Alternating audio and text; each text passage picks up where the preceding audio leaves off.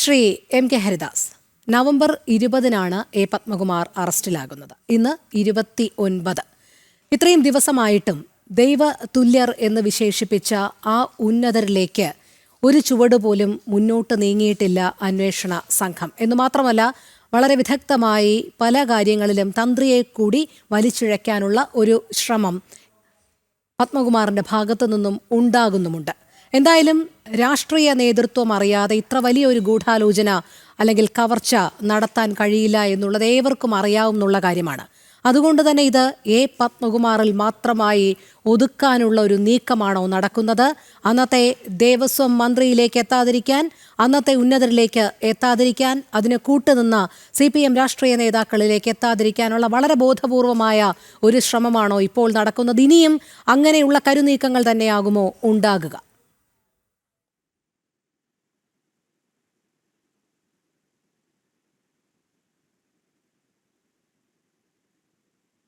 ശ്രീ ഹരിദാസ്, കേൾക്കുന്നുണ്ടോ? ഇപ്പൊ കേൾക്കുന്നുണ്ട്. എന്നോടായിരുന്നു ചോദ്യം? അതെ അതെ, ചോദ്യം താങ്കൾ കേട്ടിരിക്കുന്നു. ഇല്ല, ചോദ്യം കേട്ടിട്ടുണ്ട്. എനിക്ക് കുറച്ച് ലാഗ് വന്നു, അത് കാരണം കൊണ്ടാണ്. സോറി. നോക്കൂ, ഈ അന്വേഷണം, നിലവിലെ ഈ അന്വേഷണം ഈ സംഭവിച്ചു എന്ന് പറയുന്ന കാര്യങ്ങളിൽ തികച്ചും പര്യാപ്തമായ ഒരു അന്വേഷണമല്ല ഈ നടക്കുന്നത്. കാരണം ഇത് അന്തർ സംസ്ഥാന ബന്ധങ്ങൾ ഈ കാര്യത്തിൽ ഉണ്ട് എന്നുള്ളത് നമുക്ക് നന്നായിട്ട് അറിയാം. കാരണം ബാംഗ്ലൂരിലേക്ക് പുരാവസ്തുവുമായി ബന്ധപ്പെട്ടിട്ടുള്ള ആൾക്കാരുടെ പേരൊക്കെ ഈ അന്വേഷണത്തിന്റെ ഭാഗമായിട്ട് പുറത്തു വന്നിട്ടുണ്ട്. അപ്പൊ നിലവിലെ ഈ അന്വേഷണത്തിൽ നമ്മൾ ഈ പഞ്ചായത്ത് തെരഞ്ഞെടുപ്പ് കഴിയുന്നത് വരെ, അതായത് അടുത്ത മാസം 13-ാം തീയതിയോട് കൂടിയിട്ട് ഈ അന്വേഷണം ആറിത്തണുക്കുകയും പിന്നീട് ഹൈക്കോടതിയുടെ മേൽനോട്ടത്തിലാകയാൽ ഹൈക്കോടതിയെ തൃപ്തിപ്പെടുത്താൻ വേണ്ടിയിട്ടുള്ള ചില കാര്യങ്ങൾ ഇവർ ചെയ്യുമായിരിക്കാം. അതിനപ്പുറമുള്ള ഒരു കാര്യങ്ങളും ഈ അന്വേഷണം മുൻപോട്ട് പോയില്ല. കാരണം ഇതിൽ കടകംപള്ളി സുരേന്ദ്രനെ, പത്മകുമാറിനെയും അതുമാതിരി തന്നെ പോറ്റിയെയും വാസുവിനെയും അറസ്റ്റ് ചെയ്തതുപോലെ തന്നെ ഇതിലത്തെ നമ്മുടെ ഈ കടകംപള്ളി സുരേന്ദ്രനും അറസ്റ്റിലാവേണ്ട ഒരവസ്ഥയിലാണ് കാര്യങ്ങൾ മുൻപോട്ട് പോകുന്നത്. പക്ഷെ അതിന് യാതൊരു കാരണവശാലും, കാരണം കഴിഞ്ഞ മന്ത്രിസഭയിലെ ഒരു മന്ത്രിയെ അറസ്റ്റ് ചെയ്തു കഴിഞ്ഞാൽ ആ മന്ത്രിസഭയ്ക്ക് നേതൃത്വം നൽകിയ മുഖ്യമന്ത്രി തന്നെ കൈയാളുന്ന ഒരു മന്ത്രിസഭയാണ് ഇപ്പൊ കേരളം ഭരിച്ചുകൊണ്ടിരിക്കുന്നത്. പിന്നീട് അവർക്ക് പിടിച്ചു നിൽക്കാൻ പറ്റില്ല. സ്വാഭാവികമായിട്ടുള്ള, നമ്മൾ പറയില്ലേ, യാതൊരുവിധ മാനദണ്ഡങ്ങളും യാതൊരുവിധ ആത്മാർത്ഥതയും ഇല്ലെങ്കിൽ പോലും ഈ കാര്യത്തിൽ നമ്മുടെ ഒരു ചെറിയ രാജിയുടെ ആവശ്യം അവർക്കുള്ളിൽ തന്നെ വരുമെന്നുള്ള കാര്യം ഇവർക്ക് ഉറപ്പുണ്ട്.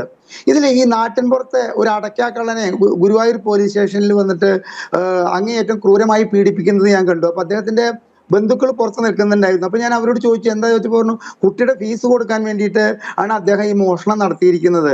കാരണം 2 ദിവസമായി കുട്ടിയെ ക്ലാസിന്റെ പുറത്ത് നിർത്തുകയാണ്. അപ്പൊ ആ വേദന കൊണ്ട് അദ്ദേഹം ഇന്ന് ഒരു കളവ് കേസിലും പ്രതിയല്ല. പക്ഷെ അവിടെ ഇടിച്ച് അയാളുടെ പരിപ്പിളക്കുക എന്ന നാടൻ ഭാഷയിൽ പറഞ്ഞാൽ നടന്നുകൊണ്ടിരിക്കുകയാണ്.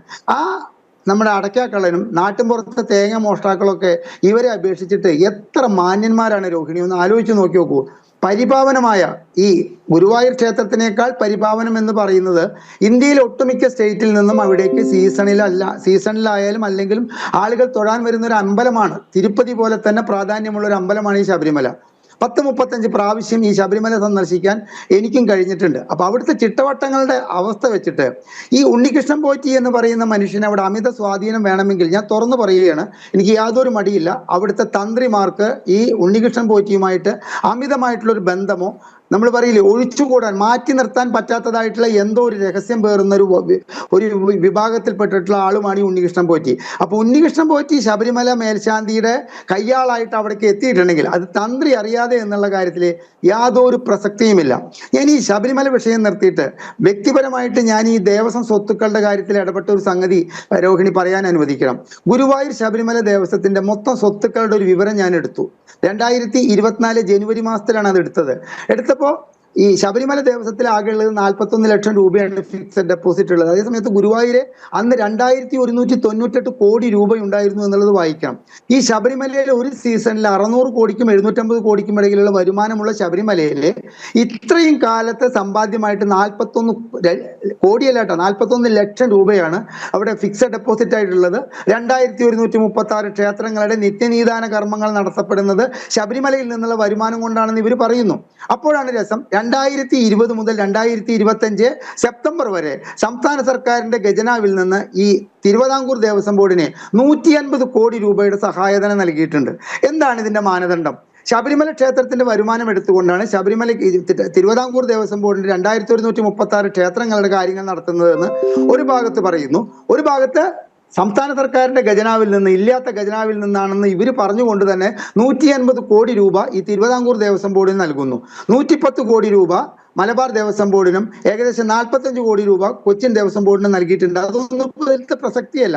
ഈ ശബരിമലയിലെ വരുമാനം എവിടെ പോകുന്നു?